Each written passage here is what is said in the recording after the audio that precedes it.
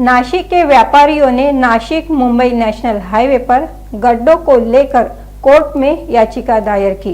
याचिका पर 14 अगस्त को सुनवाई होनी है, लेकिन इससे पहले व्यापारियों ने सड़क बनने तक टोल बंद करने की मांग की है।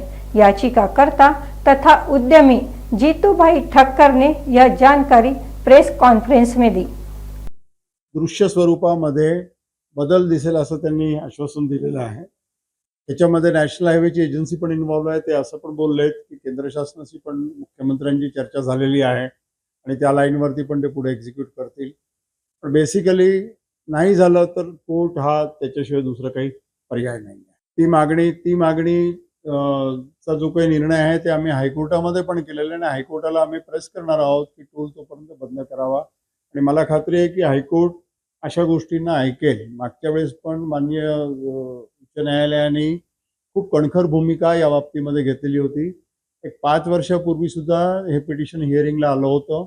आपल्याला 4-5 वर्षापूर्वी दृश्य स्वरूपामध्ये जे काही फरक दिसलेले असतील की आपल्या प्रत्येक ठिकाणी मुंबईला जाताना टॉयलेट झाले होते, ॲम्ब्युलन्स होत्या, टॉयलेट स्वच्छ होते, या ज्या काही गोष्टी घडलेल्या होत्या ते त्या PILच्या मुळेच घडलेल्या होत्या आणि त्यावेळेस माझ्या माहितीप्रमाणे त्या कॉन्ट्रॅक्टरला दंड पण आकारण्यात आलेला होता। म्हणजे आता ते लक्षात नाही नेमकं काय होतं ते, पण 6-6.5 कोटीच्या आसपास कुठून दंड पण त्यावेळेस आकारण्यात आलेला।